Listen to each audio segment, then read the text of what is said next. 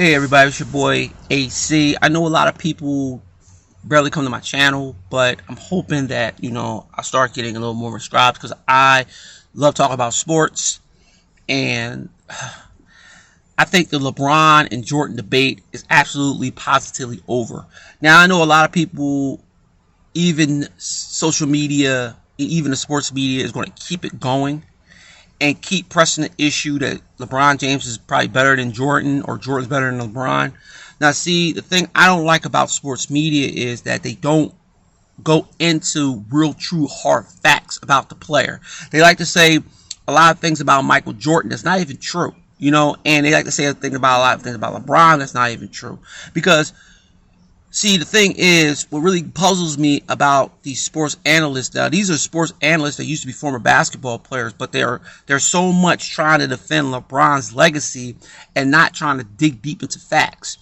And they always will not try to use past players like Jerry West or Bill Russell or Elgin Baylor, because the reason why I'm saying these three players, because they talk, or Magic Johnson, or Larry Bird, because they always talk about how many times LeBron James got to the finals. And the most damning thing that they talk about is LeBron James being there 11 times.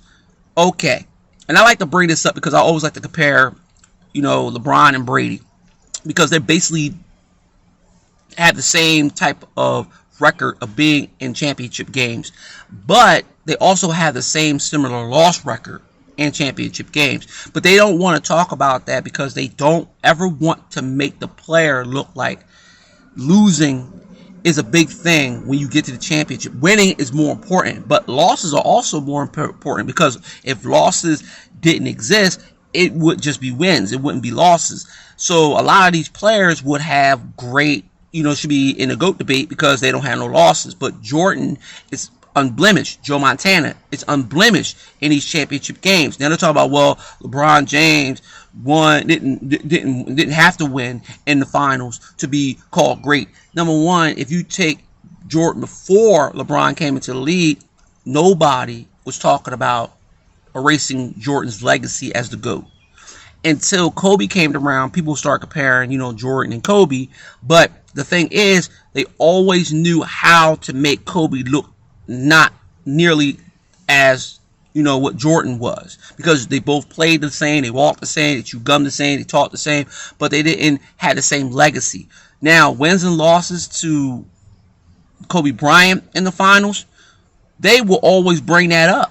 Like, oh, well, Kobe lost this many games in the finals and been to the time finals this many times, but his loss records will never ever compare him to be the GOAT. But they'll never say that about LeBron James, because they never talk about the 6 losses that LeBron has in the finals, but they love to talk about him being there 11 times. But you got to also say about Bill Russell. Now, I know a lot of people don't like talking about Bill Russell because of the era he played in. He played against 8 teams, and it was just him, Wilt, Jerry West, and a couple of other players that a lot of people don't talk about that were very good players in that era, that he been there 12 times. He been in the championship 12 times and only lost once. So he won 11 championships and only lost once. Now, these are called the finals. The same thing that the NBA players like LeBron James played today, which they were called the same thing back then. They were called the NBA finals. So basically, you might as well say Bill Russell is the greatest winner of all time in championships, because he won 11 and he only lost 1. He been there 12 times. Now, basically, he been there a lot more, because after he retired, he won a championship. So basically, he won a lot more championships right after he retired. So he was also a player coach. So for him to win championships in the finals and being there 12 times, or maybe more than that, or 13, 14 times, to actually win, nobody ever talks about that.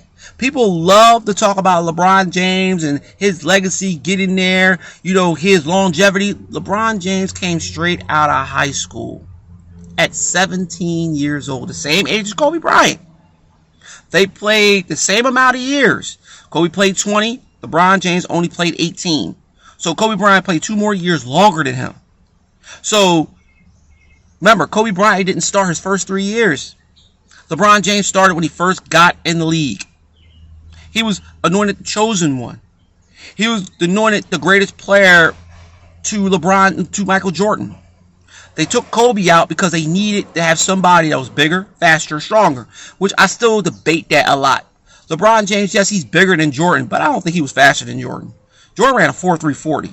And he didn't jump higher than Jordan either, because Jordan ran, what, he think he jumped a 4.840? So I'm trying to figure that out, that people always use these, these numbers and they like to use comparisons. But see, for me, I always thought you could compare Magic Johnson to LeBron James, because Magic Johnson been in the championship 9 times.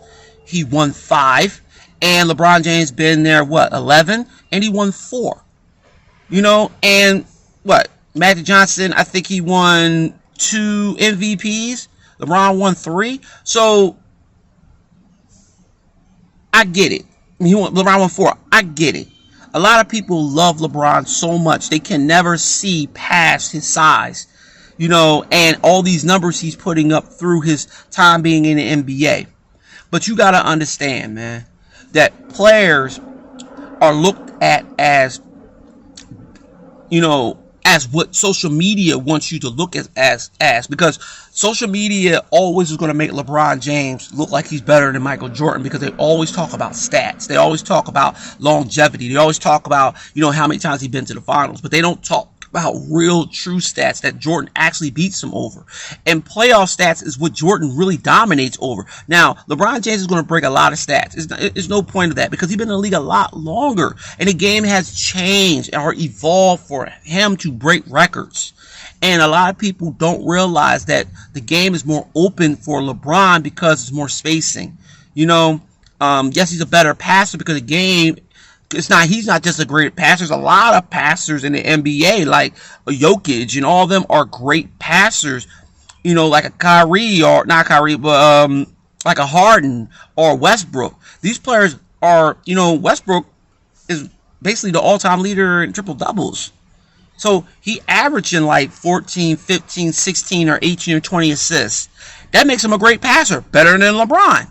Even though LeBron James is up there in triple doubles too, in the playoffs he's number 2 behind Magic. But Westbrook is number 1 in the league in triple doubles with 189. So think about it. If Westbrook is better at a passing rate of getting triple doubles and a better rebounder, because you can put Westbrook in that category, a better rebounder, a better assist man, and a better scorer, because he has to average all these to get a triple double. So LeBron James averages a few triple doubles a game. Unless he goes on a roll, he'll average like a triple double in 3 games or probably 5 games. He'll go back and not average a triple double. He'll average double doubles, because LeBron James averaged a lot of double doubles. But people want to say that he's a better passer. So I'm trying to say beg to differ, because you got Curry that's a great passer, but he don't pass the ball that much because he's a better shooter, a volume shooter. But Curry can get you 10, 11 assists. Harden gave you 13, 14 assists. Does that make him a better passer than LeBron? He averages triple doubles too. So does that make him better than LeBron, that he averaged more triple doubles probably than LeBron sometimes? I mean, I'm not saying all the time, but he does average triple doubles sometimes, like more than LeBron does, which they don't talk about because they don't want to, tarnish LeBron's legacy. And sometimes you have to, because you got to have truth over false facts, because sometimes it's false facts that these sports medias be putting out there because they're trying to defend LeBron. And I don't have no hate for LeBron, please. I'm not a LeBron hater. I just hate the fact that I grew up watching Michael Jordan from 84 on down to his Wizard years until he retired. A lot of people don't want to bring up his Wizard years. I'd rather people talk about his Wizard years, because he really did really well in his Wizard years, being 38, 39, and 40 years old, which you talk about longevity. Let's talk about LeBron James being 36, and Jordan was still playing until his 40s. Even though he didn't play for the Bulls, he could have, but they broke up the Bulls. So once Pippen left, they broke up the Bulls, because even Pippen said that I'm not playing for nobody else. I'm not playing for no other player, or I'm not playing for no other coach. So they could have played 99 and probably into the 2000s. They probably could have won 8 championships, but Jordan did not play for the Bulls after that 98 season. So basically Jordan retired, coming back into the league because they were going to fire him anyway, being a general being the president of operations, when he was with the Wizards. So he just came back and played basketball, and his legacy wasn't great because Jordan was old. He just came off a knee surgery, so Jordan wasn't going to be the most dominant player like he used to be. He wasn't even in the top 10 in players around. He was like probably in the top 20 or probably dropped lower than that because Jordan wasn't performing like he was when he was with the Bulls, but he still was putting up good numbers. Sometimes he'll play bad. Defenses will get around him. He wouldn't play great defense. Jordan will put up like 14, 15 points or 20 points, but Jordan was older. Players were a lot more faster than him. Jordan couldn't guard a lot of these faster players because Jordan was a lot older, and he was to me, I think Jordan was a little bit more overweight than he was when he was playing with the Bulls. When he was a lot, he was fit, but Jordan was still putting up 50 points. Jordan was still, playing well and smarter than everybody else on the floor. His speed and his longevity wasn't there no more, but Jordan was smarter than a lot of players on the floor. The man averaged 20 points a game, but he averaged 24 points a game before he got hurt. A lot of people like to talk about his time. Oh, he never made it to the playoffs. Okay, look at the roster that he played with. Now, everybody wants to talk about LeBron James carrying teams. Well, Jordan tried. He wasn't carrying nobody because the team wasn't really good. So Jordan was really actually playing like he was playing on a team that he started in the league when he first came in for the Bulls. Because you could look at his stats. Jordan had almost the same similar stats that he did when he was playing for the fucking Wizards. When he first came into the league. When he was carrying a bad team that didn't make the playoffs. So a lot of people say, well, LeBron James is making the playoffs because look at the players that he plays around. People don't like to talk about the teams he played with. They don't like to talk about the Bosches, the Ray Allens. They don't like to talk about the Dwayne Wades. They don't like to talk about the Loves, the Kyries. They don't like to talk about the Davises. They don't like to talk about none of these players. They don't like to talk about the Drummonds. They don't talk about the Gasols. They don't like to talk about the Rondos. They don't talk about the, Schroeder. They don't like to talk about these players. They don't like to. They don't want to talk about these players. You know what I mean? They want to talk about, well, they want to bring up his Cleveland year. Oh, he was at Cleveland. He didn't play with nobody.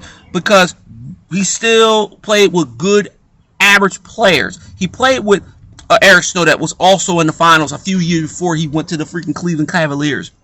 You know what I mean? He played with a Larry Hughes that was a great defender on the perimeter and a good scorer.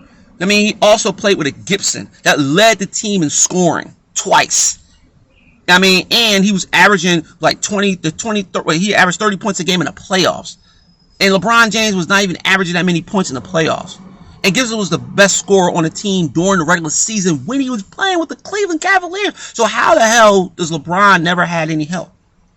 And he was the one that Gibson was actually winning games for the he was actually carrying the load for LeBron James. Because LeBron James was still learning. And I'm not taking nothing away from LeBron. LeBron James got to that finals and he was wet under the ears when he got swept by the Spurs. So what? That's a learning curve. He should have stayed with the Cleveland Cavaliers besides going to the Heat. Because I believe that if you want to have a legacy, you have a legacy with one team. You don't have a legacy by going team to team to team. Because how that makes you better than the player you're chasing. If you're chasing Michael Jordan, and Jordan is only on one team, and this man is the GOAT of that era, why the hell are you going to team to catch up with somebody? You should stay on one team like Kobe did to try, because Kobe could have went to the Bulls. But he consistently said, you know what, I'm going to stay with this team. You give me some players. That's what LeBron could have done. Even if it took 3, 4, 5 years. Jordan took almost how many years? 6 years to get to the championship? To win a championship, his first championship. So LeBron James has to be quick enough to win the championship because they told him he had to go to another team with better players suited for him, because you got Dwayne Wade, already won a championship and won an MVP at the finals. You had Chris Bosh, one of the best big men in that era. You know what I mean? That will give you 10, 13, 14 rebounds. You know what I mean? Give you a double-double each night. You know what I mean? Then you have Ray Allen, one of the greatest shooters ever. In any era. He's one of the greatest three-point shooters ever in any era. You bring him along. You have Battier, one of the best perimeter defenders in the league. Once a great college player, basketball player. And then you go on to Cleveland. You got one of the greatest scorers in NBA history, with one of the best handles in NBA history in Kyrie Irving. Fearless. Took the last shot against Curry to win you a championship. Should have won MVP, which they don't like talk about stats around that time, because if you look at Kyrie's stats, Kyrie was averaging like 30-something points a game in that final, along with LeBron James. But they have to give it to LeBron James because LeBron James is the one chasing Michael Jordan, not Kyrie. And then you have Kevin Love. Kevin Love one time averaged 20 rebounds a game for a season. One time he had 30 rebounds. But you know what? The thing about it is they pushed a little bit of Love because Love was hurt a lot. Kyrie got hurt in the finals, so they'll blame the two players that got hurt for LeBron not winning the championship when his first go-around playing against Golden State. But when he came back, and then they had them all together, LeBron James carried the Cleveland Cavaliers to beat the 73-2 team that, that outplayed the Bulls team of the 72 team. But they don't talk about that Klay Thomas was hurt, and also he was in foul trouble all the time. And then you have Curry that didn't really play well in that finals, and you had Green that really was getting under LeBron James' skin. LeBron James complained about it, and he got suspended for a game that helped them win the game to actually push them to a Game 7 for order Cleveland to win. Can I go on? Then you go to the Lakers. You bring in Anthony Davis. You bring in Rondo. You have a good squad of players around him. You bring in Dwight Howard, also made it to the finals. Also was a three-time Defensive Player of the Year. But they don't talk about that because they like to talk about LeBron carrying players on his back and picking up teams and carrying them. You could have all the great consistent stats, but still, the Lakers were still a better team with Anthony Davis because they had a rim protector, which LeBron James really didn't have through his career. Was a great defensive player like Anthony Davis that could actually be more athletic on the offensive side of the ball than the defensive side of the ball. That can actually give you offensive game to take LeBron from doing a lot of work. See, LeBron James always liked to have players that could take a lot of load off of him so he can just not play that much defense but play more offense. This is what a lot of people just don't understand. Defense is part of the game. And a lot of people think, well, LeBron James don't have to play defense. He got to conserve his defense for his offense. He got to conserve for his offense. So you have to play both sides of the ball. Michael Jordan said it best. You got to play both sides of the ball. But people don't like playing both sides of the ball. They think scoring is the majority of the game, and it's not, because you got to stop the other person from you scoring 40 on them, but they're scoring 40 on you. Like, if you're going to play against Harden, like LeBron James usually would play against Harden, oh, LeBron had 30, 10, and 10. Well, let's say he had 50, 10, and 10. So that makes you a better player because just because you won the game and you have 30, 10, 10, but you look at the stats on the other side, you're like, damn, Harden had 50, 10, and 10. So how that make you a great defender if you're guarding him one-on-one and he's still scoring 50 on you? That will make you a great defender because you have to make sure that player scores less than you. You got to make sure the team scores less than you. Because a good defensive team, which LeBron James has played on a couple of them, the Cleveland, the Heat, and the Cleveland Cavaliers when he went back, and the Lakers, he always played on a good defensive team that really carried the team to get to the playoffs. But people want to talk about LeBron carrying the team. No, it was the team. Basketball is a team game. It's not an individual game like golf or tennis. It's a full-blown team game, and people know this. One player can't win you a championship. It's called a team. Now, Michael Jordan, sometimes Jordan would carry teams because he had to, because the players that he played with was lesser than what LeBron played with. People know that he played with the likes of Kerr, Paxson, Bushler, Kukoc. Now, I'm not going to take it away from Kukoc. Kukoc was a good player. He was one of the best European players in the world before he was drafted by the Bulls. The Bulls, he even showed that in the World Cup final, the gold medal finalist, when he actually played a lot better against Michael Jordan and Scottie Pippen. He was actually killing Michael Jordan and Scottie Pippen in that gold medal game. But people don't talk about how good Kukoc was. Scottie Pippen really became great when Pippen really started having more confidence in himself and not being afraid to attack the basket against the Pistons and not letting them bully him. Because the last few years, the Pistons bullied Pippen. So Pippen had to learn how to get some balls. And he did. He started getting more confidence. He started playing well. Then he started saying, and Jordan was trying to push that in him to be more confident in himself and be more hardened to go out there and play against physical teams, knowing the Pistons was. Then they end up sweeping the Pistons and moving on to the finals and beating the Lakers in 6. So people look at these games and say, well, Jordan really didn't play against no competition.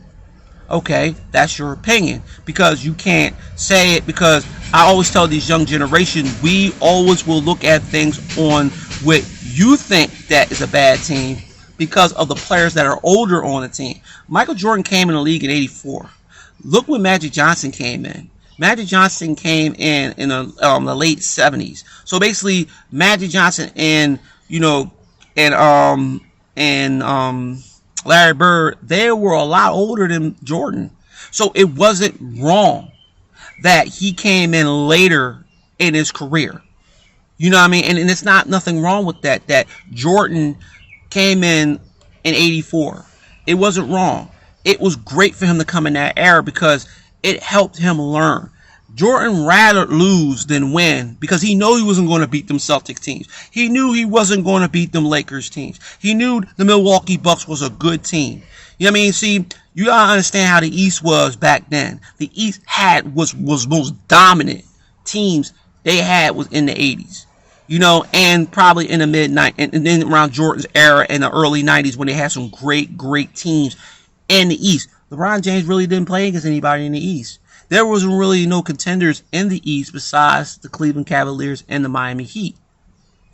Now you tell me what contenders at the Sixers. You tell me what contenders what LeBron had during that time when he was first started playing, or when he started being in his prime. Even when he played with the Lakers, he started getting better competition out west. But in the bubble, it shrunk the teams. So basically, LeBron James didn't play a lot of good quality teams in the bubble. He didn't. Even if you played against that Heat team, the Heat team was not going to beat the Lakers. Even the Nuggets wasn't going to beat the Lakers. Because them teams were young. The teams that they played against in the finals, in the conference finals and the finals, were younger teams. Jokic, Murray, you got a lot of young players that was on the Heat that got to the finals to play against LeBron. And LeBron beat them in the bubble because the bubble was a lot different. There was no fans. The atmosphere was a lot different. It was quiet, like you playing a pickup game out in the street. You know what I mean? And it's like really quiet. It's like it was nobody there to motivate. The fans are out there to motivate you, to push you, to make you play better. It hypes you up. It gets you involved into the game. A lot of them players while we're here, they shouldn't even had the finals or even the playoffs that year. They should have waited until this year. LeBron James probably could have actually got to the finals this year because they wouldn't put a lot of wear and tear on his body. Because you gotta understand, after the finals, they had to wait a couple of months, and then the regular season came back again. So basically, the wear and tear from last year was really pushed on a lot of these players. That's why a lot of these players stayed out with injuries or got hurt. Because, like I said before, in the past, yes, they played back to back to play 82 games, but they didn't have bubbles. And like I said, a lot of the players in the past played a lot longer than the players today. Now they talk about, but you forgot about you forgot about Green. People forgot about Green. People forgot about Green. Remember Green? They used to play for the Lakers. He had longevity. He got the record. He got the record for most games played in a career. But nobody talks about that. Nobody talks about his record. They talk about LeBron James got this longevity. Oh my God. Well, look at Allen Iverson. Allen Iverson went through a lot of injuries and still played and never took a day off. And even if he didn't play, they had to hide his jersey so he won't go out there and try to play. Or he had to argue down his trainer or doctor to try to get him to go out there so he could play with his teammates. LeBron James got mad because Kuzma threw a ball up, which it was supposed to be an alley-oop to LeBron, but LeBron James just sat there and watched the ball hit the backboard. And then times LeBron James got mad at the referee and took his time going down court, and they went down there, and the Suns went down there and scored. And LeBron James was so pissed because the referees never gave him a call. You can't do that to make yourself try to be with Michael Jordan. And LeBron James is trying to, make it look like that is everybody else's fault but his. So he'll yell at the referee so everybody can talk about the referee. He'll fake an injury to make people say, okay, they lost this game, but look how courageous LeBron James is. LeBron James is going to play that game tomorrow. He's not going to take no shots. He's going to come in and just play. He's going to put on the Superman suit. He's going to go out there and play. No. LeBron James missed more games than Jordan. Jordan only missed, I think, 63 games in his career. Probably more than that. Probably think around like at least about 65, 66 games that he lost, that he missed because due to injury. And that was from him being on the Wizards. So think about it. Jordan missed 63 games when he broke his foot. Came back to score 63 points against who? The Celtics in the playoffs. The games that they lost in overtime, which they lost. But think about it. Longevity. And this man played on a broken ankle, a broken foot. Came back. The foot wasn't even healed. Jordan begged to come back and play. He made the playoffs. They made the playoffs without Jordan. But Jordan came in there and he put up numbers on a team that never had nobody score 63 points on them. And everybody started noticing Michael Jordan. LeBron James came into a league because everybody wanted to see LeBron. Because social media built LeBron up. Jordan didn't have social media. Nobody didn't know anything about Jordan unless he was in college when he hit that last shot. If Jordan didn't hit that last shot, nobody wouldn't even know anything about Jordan. Jordan was drafted number 3. Jordan should have been drafted number 1. But Jordan could have dropped in the draft. Really, if people really didn't want Jordan could have dropped in the draft. You know what I mean? He could have. But people were talking about his size, saying he was too small, for the NBA. Because they believed that his size, he was like 6'6", 189 pounds. That was kind of small for that era of basketball. But Jordan came into the league and was beating up players that were way bigger than him. Players that were 7 foot, 3 something. Players that were standing in the lane. Remember, they didn't have 3-second defensive rules. They had hand checking, which they tried to stop, because they wanted the game to be more open. You know what I mean? They had players. They didn't have nobody. They never played zone. They all played man, but they put the zone in because it helps other players be able to shoot the basketball. Because they want players to shoot the basketball more. They want players to show their game in this league, so it's more spacing.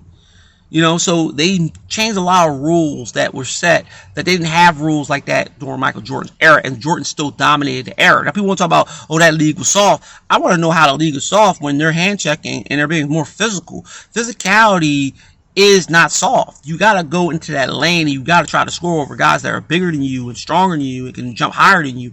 And it's what you're doing every night. Jordan was doing this every night. He was dunking on centers that were 7'7", 7'6", 7 foot, 7'1", 7'2". And these centers were long, agile centers. Now, a lot of people say, well, they didn't have this.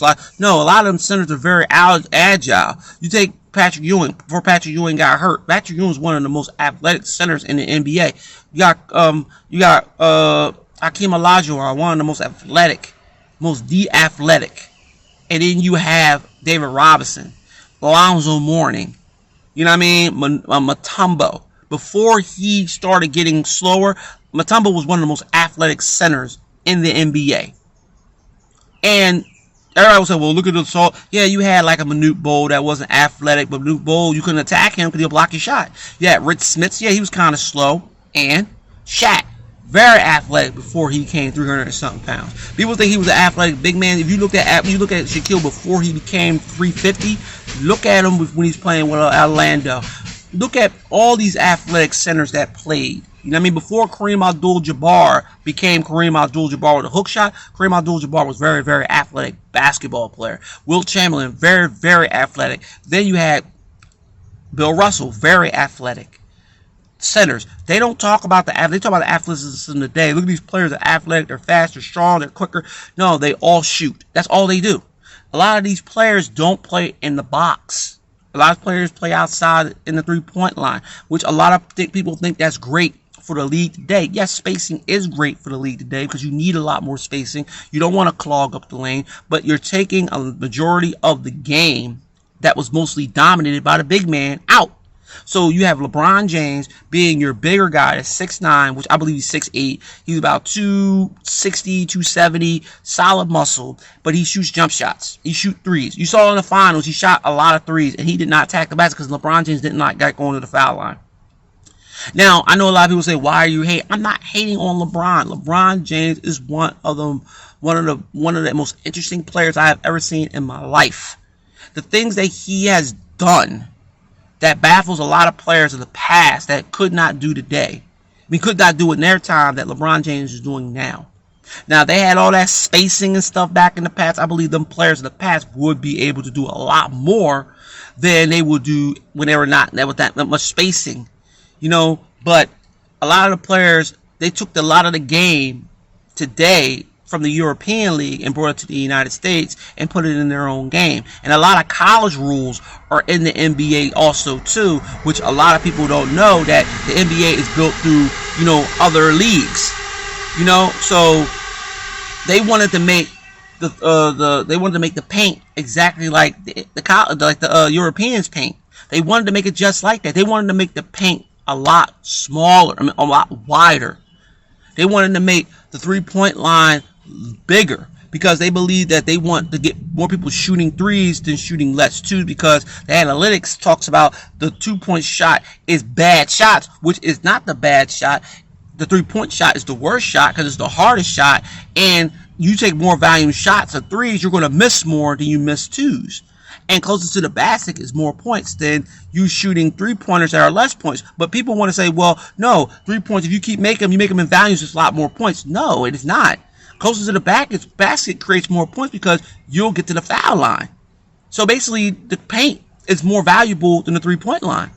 But people don't use the paint no more because they're taking everything out the paint because they don't want the defensive players that are good defensive players. They want to take them and put them on the perimeter and see if they can play against these guys that are a lot quicker, like a Kyrie or Curry. They want to, or Hart. They want them to see they can defend with their feet and not defend with their hands, which is harder because I think these players can play defense if they don't switch. But if you're switching all the time, you get these players to come up and do these picks and they got to switch, how are you going to see if a defensive player can play against another great scorer if they switch all the time? It doesn't make any sense. They should have kept man to man. They should have they could have stopped switching.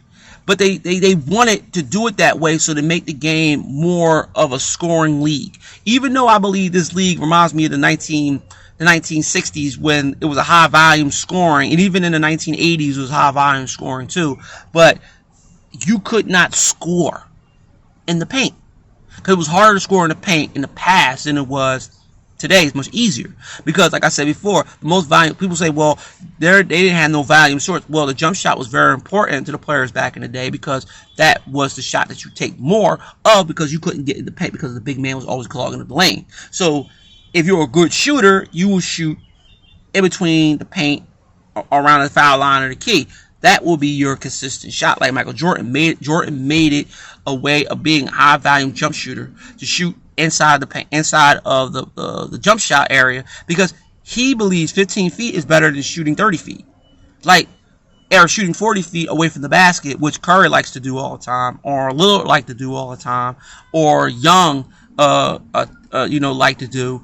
Trae Young like to do. So they like to shoot these high value shots and think they're great shots.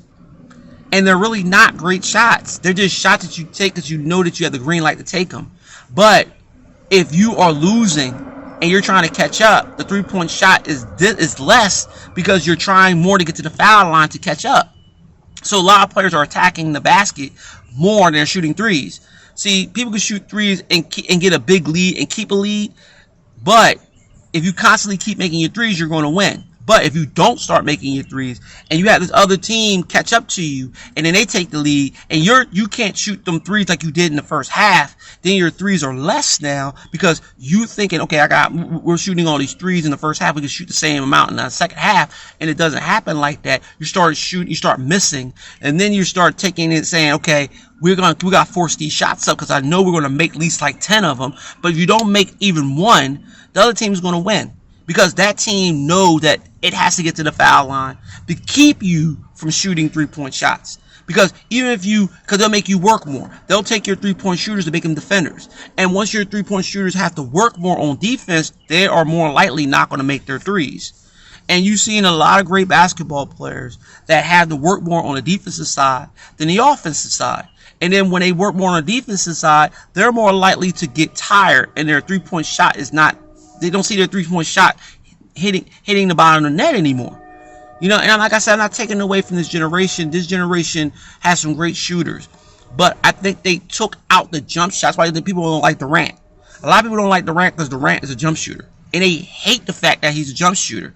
They love the fact that if they get a Curry in there and they show Curry jacking up threes, or a Lillard, or any of these other basketball players like a Booker, they love to watch these players jack up threes and thinking that's the great thing about basketball. And it's not.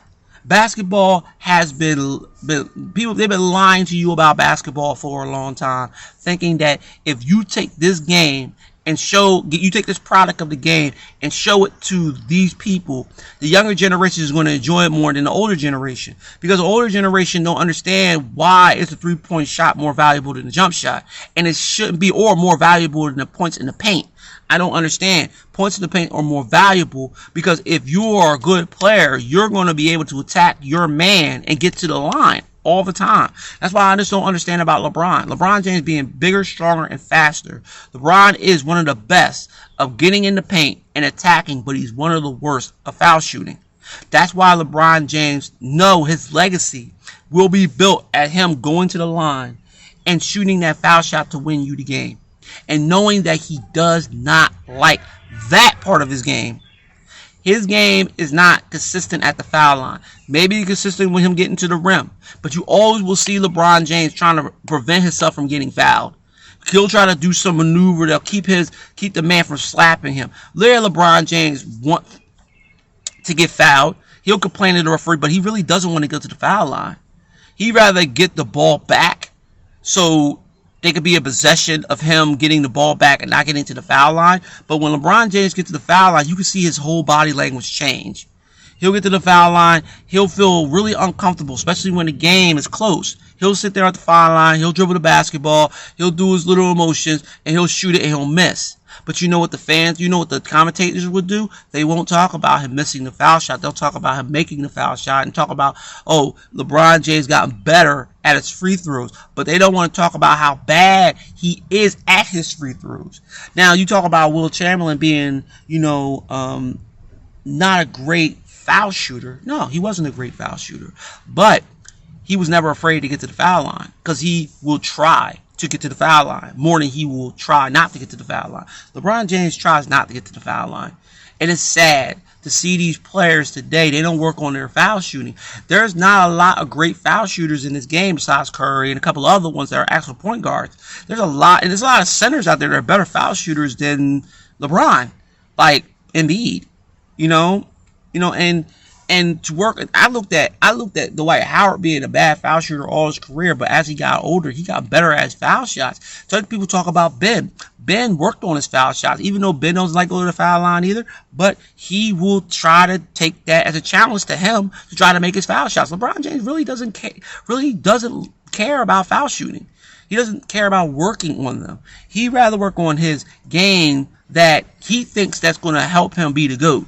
And Jordan worked on everything. Even though Jordan was an 86% foul shooter, he still worked on because Jordan wasn't really a good foul shooter when he came in the league. He wasn't really a great foul shooter. He wasn't. Until he got older. Then he started to realize he knew that foul shots is more important than anything else because he gets to the foul line a lot because Jordan will always lead the league in getting to the foul line and lead the league in free throws attempts. So he had to get there and make his foul shot percentage higher because he knew that's where he's going to be at all the time in the game. LeBron James knows he's going to be at the foul line, so he takes jump shots. He takes 3-point shots. And I still don't understand, LeBron, you're 6'8", 200-something pounds, attack the basket, get to the foul line. Help your team. Help your team feel comfortable that they know that you can take the game, get the ball in your hands, and go to the foul line and win the game for him. Because I have not seen LeBron James win a game at the foul line. Yeah, he can shoot that last jump shot, and he can go and do that last layup, but getting to the foul line, I have not seen LeBron James take a game-winning shot at the foul line and win the game and ice the game. I've never seen him do that. And that's a shame that you don't see him do that as a player, as, him being one of the all-time greats.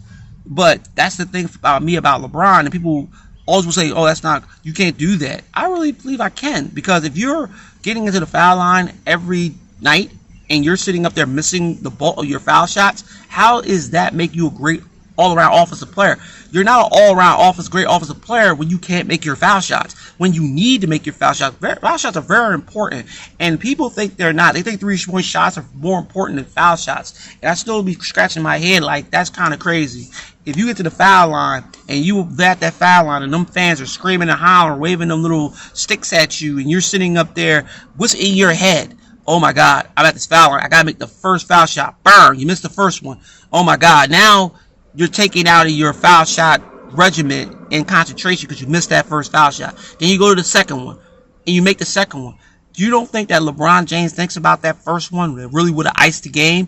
Now he has to play defense even harder to stop the other team from scoring, or he has to foul that person down court that's a better foul shooter than him to ice the game. And people don't look at the foul shots. They're like, oh, LeBron James lost. Let's talk about what he did do, but what he didn't do to lose the game.